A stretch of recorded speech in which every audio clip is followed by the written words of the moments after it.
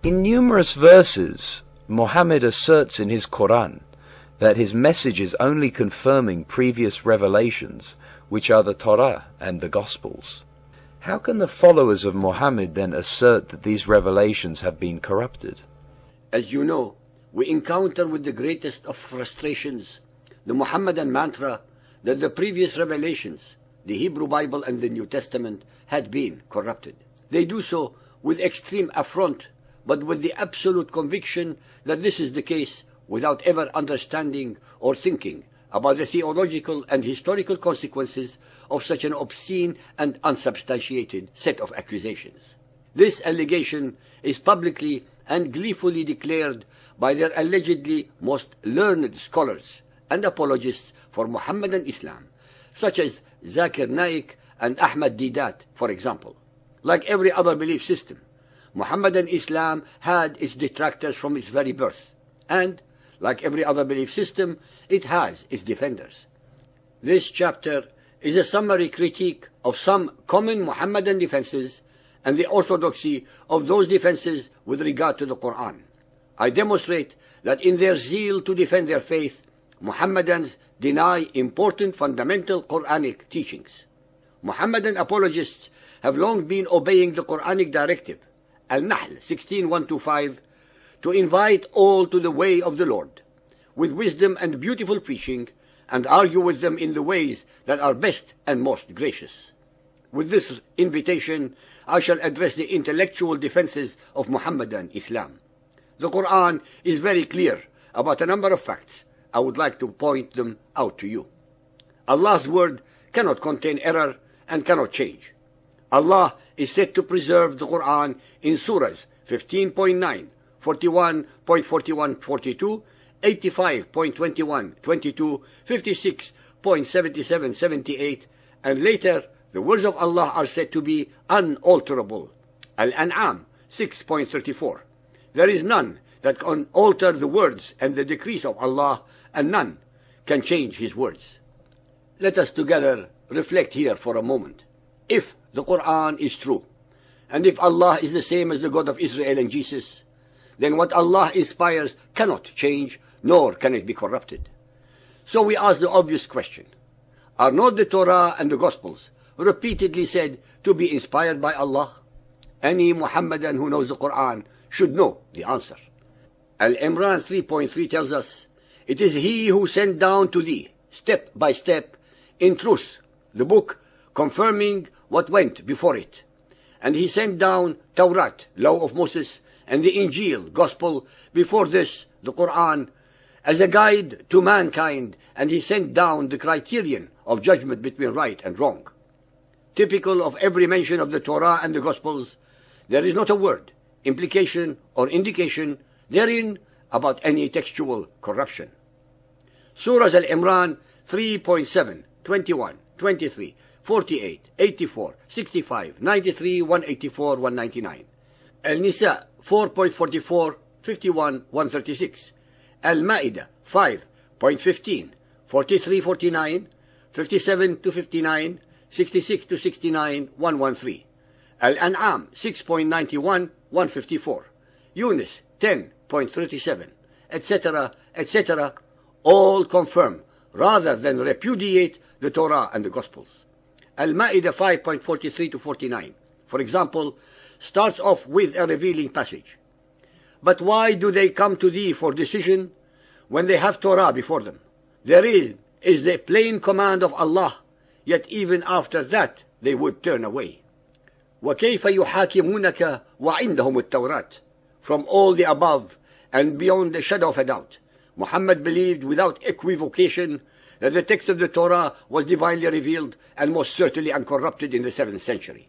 The same fact is echoed in the following verses of the same surah, while verses 66 and 68-69 make it crystal clear that the problem with the Jews was only their refusal to stand fast by the Torah, the Gospel, and all the revelation that has come to you from the Lord.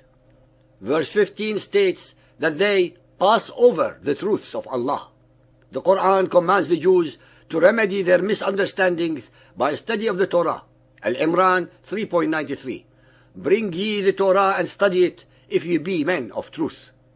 Further evidence of the integrity of the text is found in Al-Nahl 16.43, Al-Anbiya 21.7, and Al-Ahqaf 46.10. Say, see ye, if this teaching be from Allah, and ye reject it, and a witness from among the children of Israel testifies to its similarity with earlier scriptures, and has believed, while ye are arrogant, how unjust you are. Truly, Allah guides not a people unjust. Where Muhammad's detractors are told, ask of those who possess the message, the Jews, as a confirmation of the Quran. These points cannot be overstressed, even at the risk of flogging them to death, because nonetheless, the followers of Muhammad will still attempt to discredit and disprove all of our references. For a Muhammadan to be in accordance with the Quran, in his belief system, he cannot maintain that the Torah and the scriptures are corrupted unless the corruption took place after the Quran was written. Muhammadans must differentiate between ignorance of the Quran or the Bible and corruption of the Quran or the Bible. Al-Imran 3.78. There is among them a section who distort the book with their tongues as they read. You would think it is a part of the book, but it is not part of the book. And they say, that is from Allah, but it is not from Allah. It is they who tell a lie against Allah, and well they know it. In his Quran, Muhammad already is accusing some of the people of the book of misrepresenting the meaning of the text of the Bible, but not of perverting it or tampering with the said text. When it comes to the Quran, Muhammadans are quick to point out that false teaching is not to be equated with textual corruption. A consistent interpretation of the Quran requires that the text used to support the textual corruption in the Bible should be treated similarly. The followers of Muhammad have an extremely unpleasant choice either way. The one fork in the road leads to historical inaccuracies between the revelations, since the Quran asserts that they are all inspired by Allah and are incorruptible. The other fork leaves them with an equally serious dilemma, as it gives them a Quran which says the word of Allah is uncorrupted, yet Muhammadans are belying that very revelation in their attempt to defend it. It leaves the Muhammadans with a God that cannot protect his word from interpolations and errors. Furthermore, the apologists who hold to the corruption of previous inspirations are left without a theological court of appeal when they are faced with proofs of textual corruption within the Quran itself, since there are such conclusions. They cannot announce that Allah's revelations are incorruptible while at the same time are defending the Quranic revelation by maintaining that Allah's words were allegedly corrupted regarding the Torah and Gospels. Clearly, this argument is not in accordance with the Quran and hence is not orthodox. Above prove that the Hebrew Bible and the Gospels were not corrupted before or during the life of Muhammad, then the followers of Muhammad have the unenviable task of proving that these books were corrupted after the death of Muhammad. They have to show at least one single original uncorrupted Hebrew Bible and one original uncorrupted set of Gospels upon which they are accusing the Christians and the Jews of having had their books perverted. They have to reveal to the world how this Herculean task was achieved, especially since the Christian priests and the Hebrew rabbis do not agree upon their interpretations of the Messianic era or the Messiah. They have to explain how it was possible to corrupt all these books in every language on all the continents known to man at that time. They have to tell us when in historical time this was achieved and how it was possible to rewrite all of these books again in all these languages. Their worst nightmare resides in the fact that the world has available Hebrew Bibles that were written centuries before Muhammad and are exactly the same as we have them today. The followers of Muhammad, as usual, impale themselves upon the very mendacities that they concoct to disprove the originality of the Bible.